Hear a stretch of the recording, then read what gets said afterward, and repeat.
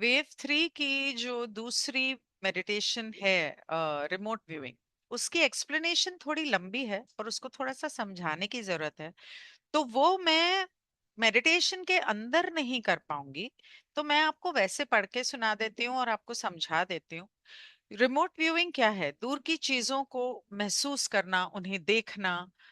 देखने से ज्यादा उसे महसूस करने की बात है, जैसे हम लोग रिमोट व्यूइंग प्रैक्टिस में करते थे उस तरह। तो इसमें आप देख भी सकते हैं, रिमोट व्यूइंग आपको 3 एक्सपेरिमेंट के जरिए अपनी ये मेडिटेशन जो है, इसमें आपको 3 एक्सपेरिमेंट करने हैं। अपनी जागरूकता से दूर के लोगों, यानी कि जो लोग उस वक्त आपके साथ कमरे में नहीं है, घर में नहीं है, दूर और जगहों तक, यानी कि कोई जगह जो आपसे बहुत दूर है, वहां तक अपनी चेतना को आपने पहुंचाना है। इसमें दूरी कोई मायने नहीं रखती है, चेतना कहीं से कहीं तक भी जा सकती है। जैसे जैसे आप वेव 3 की तकनीकों की प्रैक्टिस करते हैं, रिमोट व्यूइंग को अपनी रोजमर्रा की जिंदगी में इस्तेमाल करना शुरू करो और जिंदगी में शामिल करना शुरू करो। 1 सेकंड के लिए आपने कुछ सोचा, तो पहुंच जाओ वहां पर। मतलब वो कैसे, वो तो इस मेडिटेशन में बताएंगे वो। रिमोट व्यूइंग की ऐसी क्षमता है, आमतौर पे हम पहुंच ही जाते हैं। पिछले मेडिटेशन में उसने बताया था कि जब आप घर से निकल रहे हो और आपने सोचा कि अरे मैंने गैस बंद की या नहीं, तो उस वक्त आपकी चेतना वहां चली गई और फिर आप इमेजिन करने की कोशिश कर रहे हो कि हाँ मैंने ये किया वो किया। ये आप याद नहीं कर रहे हो, ये आपकी चेतना वहां जा रही है। इसी तरह से अपनी रोजमर्रा की जिंदगी में इसे शामिल करो।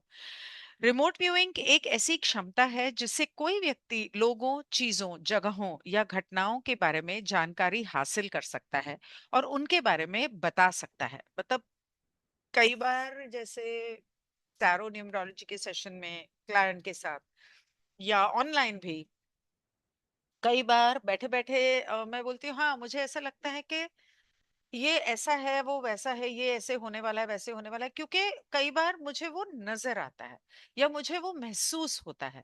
तो ऐसा हर एक के साथ होता है, मेरे साथ कोई अलग नहीं होता, सभी के साथ होता है, हर माँ के साथ होता है।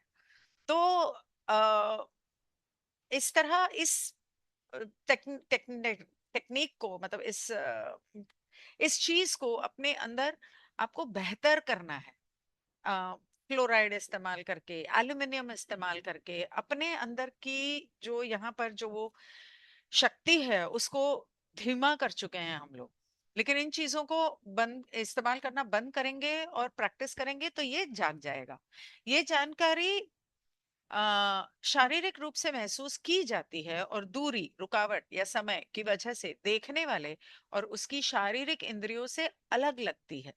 देखने वाले मतलब जो रिमोट व्यू कर रहा है और उसकी शारीरिक इंद्रियों से अलग लगती है। हाल के सालों में ये बात सामने आई है कि कोल्ड वॉर के समय अमेरिकन जो थे वो लोग रिमोट व्यूअर करते थे, तो लोगों ने भी करना शुरू किया। 1980 में रॉबर्ट मुनरो जो थे, उन्होंने अपने हेमी सिंह के द्वारा गवर्नमेंट के काफी सारे ऑफिसर्स इसको यूज करते थे और उन्होंने पाया कि उनको, सीआईए की बात कर रहे हैं, कि उनके स्किल्स स्किल्स को क्या कहते हैं, उनकी ट्रेनिंग प्रोसेस से उनकी क्षमताएं वो बेहतर हो गई।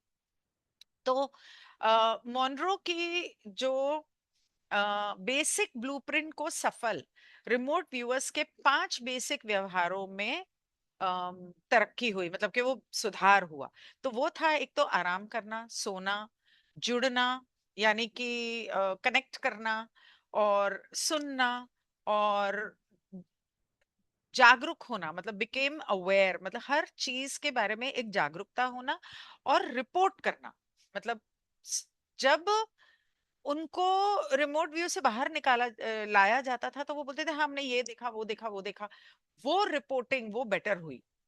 तो आज भी दुनिया भर की गवर्नमेंट रिमोट व्यू इस्तेमाल करती है, बहुत सारी बातें जानने के लिए। प्रैक्टिस के साथ रिमोट व्यूअर्स हेमीसिंक टेक्नोलॉजी की मदद से अपनी मर्जी से और भरोसेमंद तरीके से चेतना के सही लेवल तक पहुंचना सीख सकते हैं। 20 साल से ज्यादा समय के बाद परफॉर्मेंस बढ़ाने वाली ये अनोखी ट्रेनिंग अब आम लोगों के लिए उपलब्ध हो गई। रिमोट व्यूइंग आपको 3 एक्सपेरिमेंट के जरिए अपनी जागरूकता से दूर के लोगों और जगहों तक पहुंचने में मदद करती है। सबसे पहले बिना हेडफोन के बैठकर एक्सरसाइज सुने, ताकि आप समझ सकें कि नतीजों को वेरीफाई करने के लिए किसी दूसरे व्यक्ति की जरूरत क्यों है। तो पहले तो इस मेडिटेशन को सुन ले कि आपको दूसरा व्यक्ति क्यों चाहिए। जैसा कि मैंने कहा, दूरी कोई मायने नहीं रखती, ये व्यक्ति पास में ही हो सकता है या हजारों मील दूर। तो पहले तो एक ऐसा इंसान चुनो जिससे आप बहुत क्लोज हो, इतने कि उसके घर का कोना कोना आपको पता है। तो और उस इंसान का स्वभाव पता है।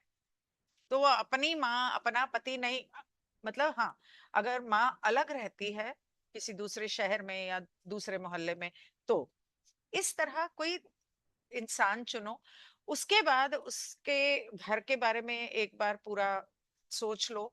उसके बाद इस मेडिटेशन को सुनो कि इसमें वो क्यों कहा गया कि दूसरे इंसान की या दूर किसी घर की को जानने की जरूरत है, कि दूसरे व्यक्ति की जरूरत क्यों है। जैसा कि मैंने कहा, दूरी कोई मायने नहीं रखती। एक ऐसा समय चुनो जो दोनों 1 घंटे के लिए फ्री है।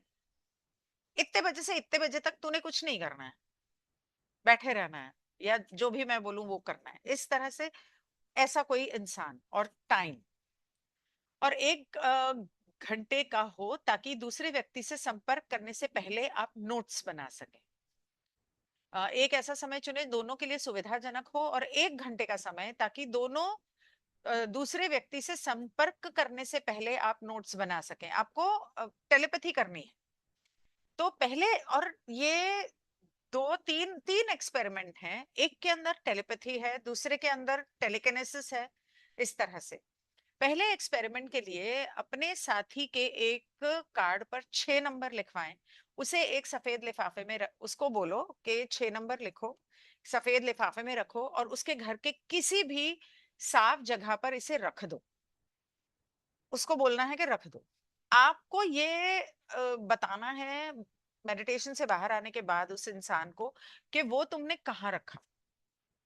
दूसरे एक्सपेरिमेंट के लिए उस व्यक्ति को एक सफेद कॉटन बॉल, रुई का गोला, किसी ऐसी जगह पर रखवाएं जहां जिसे आप जानते हैं, कोई घर के अंदर कोई ऐसी जगह जो आपको पता है।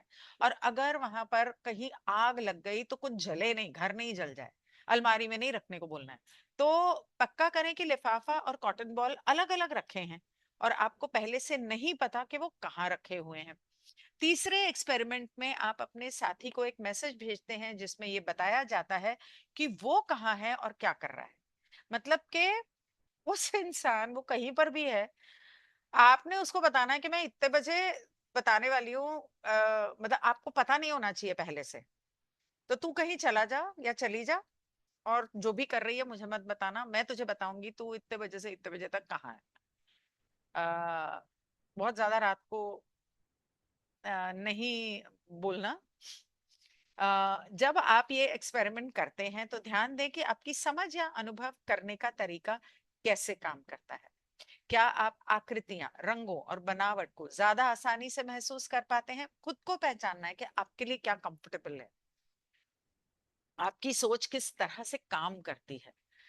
आप जिन चीजों को महसूस करते हैं उनके बारे में वैसे ही बताने की वजह क्या होती है, कि जो चीजें आपको समझ में आ रही हैं, दिख रही हैं, महसूस हो रही हैं, उनको जैसा है वैसा बताना।